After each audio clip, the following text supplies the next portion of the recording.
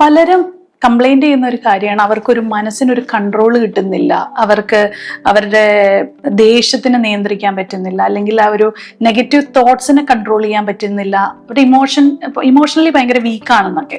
അപ്പൊ അവർക്ക് പറഞ്ഞു കൊടുക്കാനുള്ള ഒരു ടിപ്പ് എന്താന്ന് വെച്ചാൽ, നമ്മൾ ബ്രീതിങ് എക്സസൈസിൽ തന്നെ നിങ്ങൾ കൺട്രോൾഡ് ആയിട്ടുള്ള, അതായത് നമ്മുടെ ശ്വാസത്തിനെ പിടിച്ച് നിർത്തുന്ന ഹോൾഡിംഗ് ബ്രെത്ത് നമുക്ക് നല്ല രീതിയിലുള്ള ഇമോഷണൽ കൺട്രോൾ തരുന്നു എന്നുള്ളതാണ് റിസർച്ചുകൾ വരെ കണ്ടെത്തിയിരിക്കുന്നത്. കാരണം നമ്മളുടെ ദേഷ്യം വരുമ്പോൾ നിങ്ങളുടെ ശ്വാസഗതി കൂടുന്നു അല്ലേ, നമുക്കിങ്ങനെ എന്നുള്ള ആ ഒരു രീതിയിൽ വരും. അതേസമയം നിങ്ങൾ വളരെ ശാന്തമായിരിക്കുമ്പോൾ, നിങ്ങളുടെ ഇമോഷൻസ് വളരെ കൺട്രോൾഡ് ആയിരിക്കുമ്പോൾ നിങ്ങളുടെ ബ്രീത്തിങ്ങും കൺട്രോൾഡ് ആയിരിക്കും.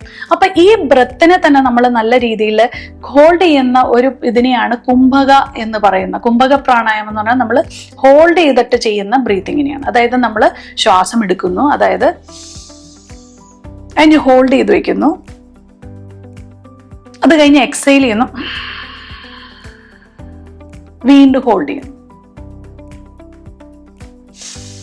അതായത് 1:1:1:1, അതായത് ഇൻഹലേഷൻ ചെയ്യുന്നു, ഹോൾഡ് ചെയ്യുന്നു, എക്സലേഷൻ ചെയ്യുന്നു, ഹോൾഡ് ചെയ്യുന്നു.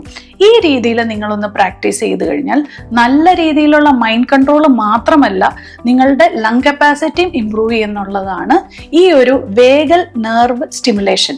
അതായത് നിങ്ങൾക്ക് മാനസികമായിട്ട് ഇമോഷണലി നിങ്ങൾ വളരെയേറെ സെറ്റിലാവുന്നു, അതുപോലെ തന്നെ നിങ്ങൾ കൺട്രോളിലാവുന്നു എന്നുള്ളത് പ്രധാന സയന്റിഫിക്കലി പ്രൂവ് ചെയ്തിരിക്കുന്ന വേഗസ് നെർവ് നമ്മുടെ സ്റ്റിമുലേറ്റ് ആവുന്നത് കൊണ്ടാണ്. അപ്പൊ ഈ ഒരു ടെക്നിക്ക് എല്ലാവരും പ്രാക്ടീസ് ചെയ്യുക. വളരെ ഈസി ആയിട്ടുള്ള 2 മൂക്കിലൂടെയും നമ്മൾ ശ്വാസം എടുത്ത് ഇതുപോലെ ഒന്ന് ഹോൾഡ് ചെയ്ത് പ്രാക്ടീസ് ചെയ്യും.